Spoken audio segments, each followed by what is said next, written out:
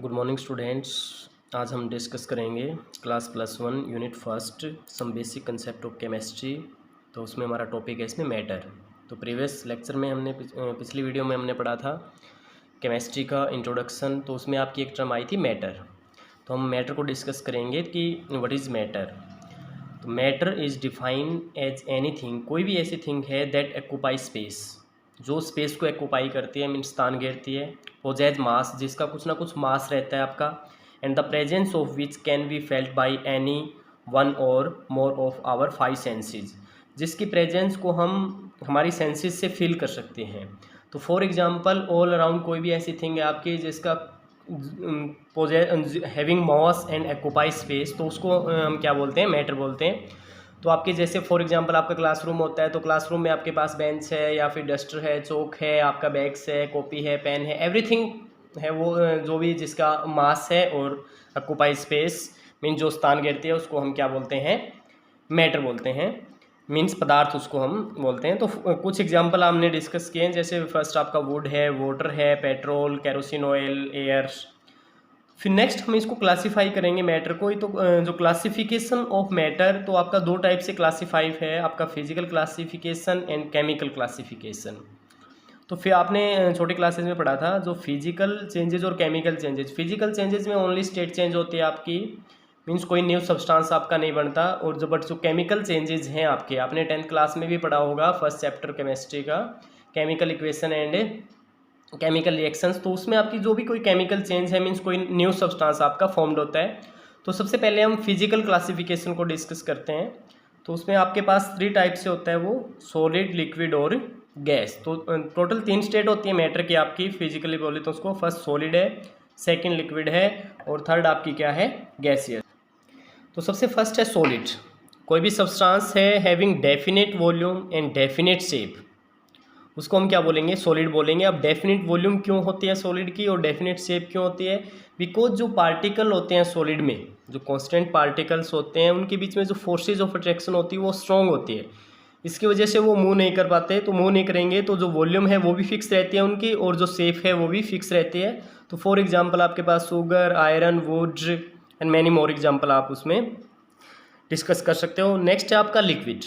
ए substance having definite volume, volume तो definite होती है but no definite shape, but definite shape नहीं होती। बिकॉज जो इसमें पार्टिकल होते हैं, पार्टिकल के बीच में फोर्सेज ऑफ अट्रैक्शन होता है वो वीक होता है एज कम्पेयर टू सॉलिड। तो इसकी वजह से वो कुछ मूव कर सकते हैं, तो इसलिए उसकी जो शेप है वो डेफिनेट शेप नहीं होती। जिस भी कंटेनर में आप उसको ऐड करते हो उसी की शेप को वो क्या कर लेता है, एक्वायर कर लेता है।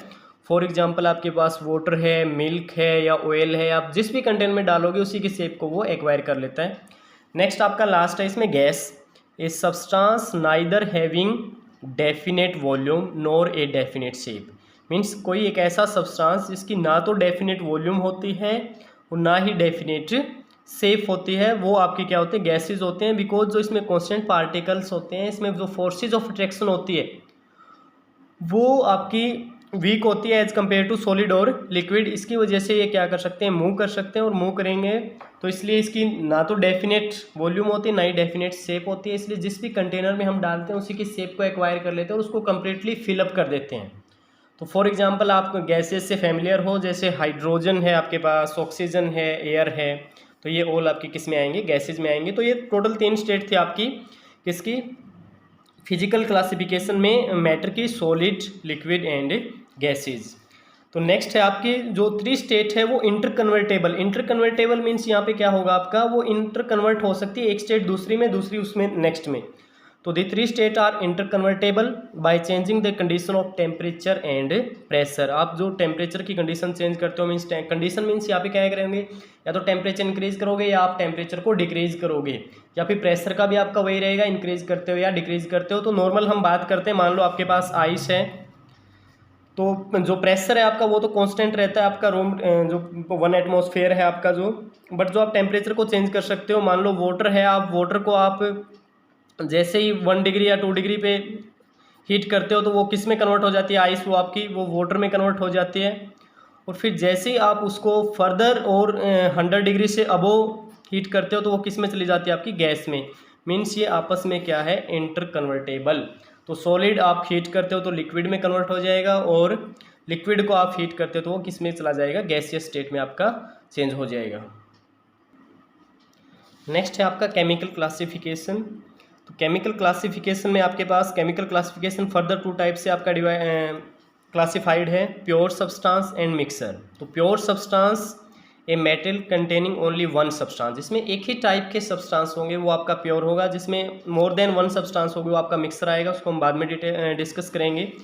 प्योर सब्सटेंस आपका फर्दर डिवाइड है एलिमेंट एंड कंपाउंड में।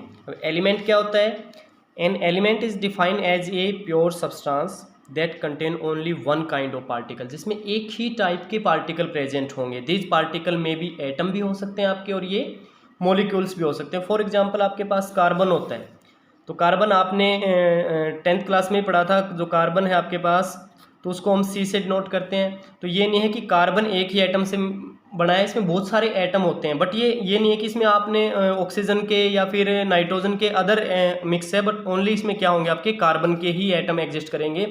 जैसे प्योर आयरन है आपका, तो उसमें आयरन ही एग्जिस्ट करता है। लेड है, उसमें लेड ही एग्जिस्ट करता है। हाइड्रोजन आपके मॉलिक्यूल्स की फॉर्म में होता है, ऑक्सीजन आपका मॉलिक्यूल्स की फॉर्म में होता है, और नाइट्रोजन आपका मॉलिक्यूल्स की। तो एलिमेंट क्या है, एक प्योर सब्सटेंस है जिसमें only one kind of particle रहेंगे। नेक्स्ट आपका है compound. Compound are pure substance containing more than one kind of element.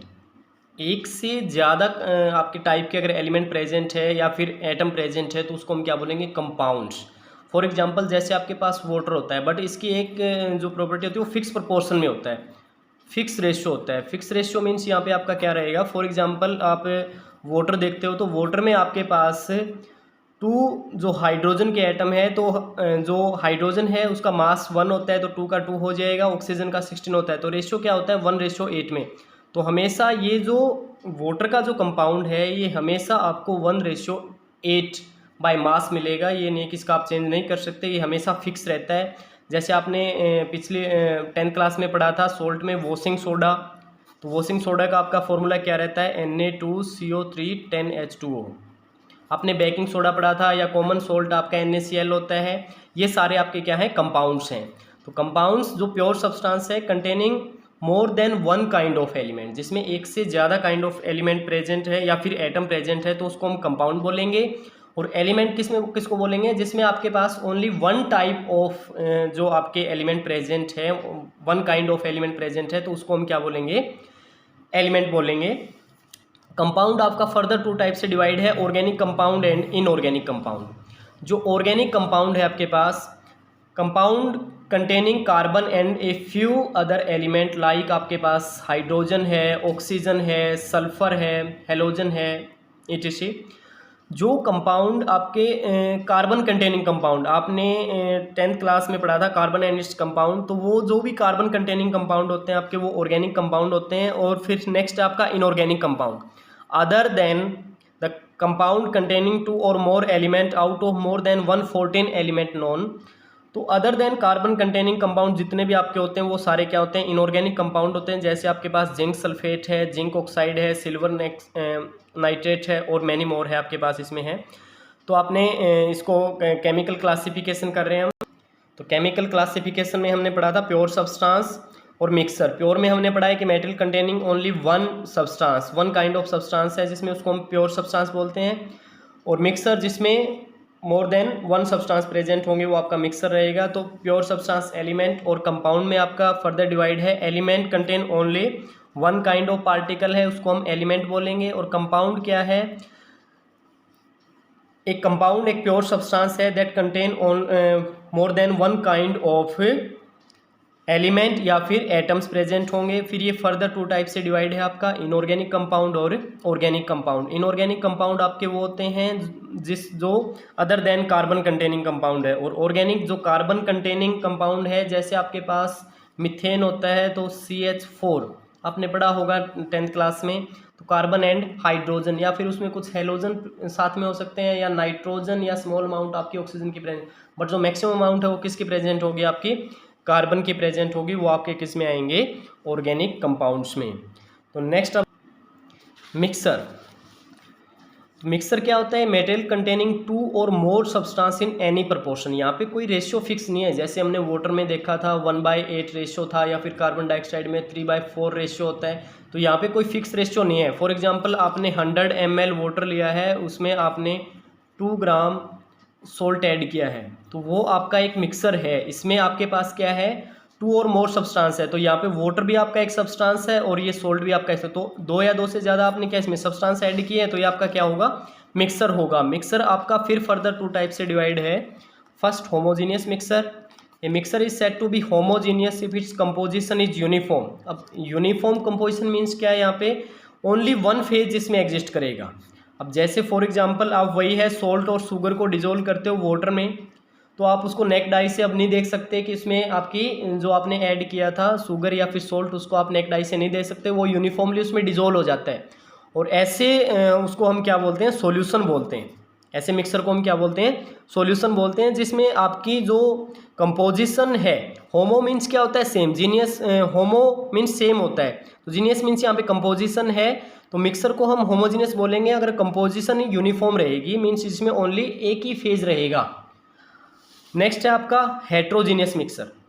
Hetero means different होता है यहाँ पे।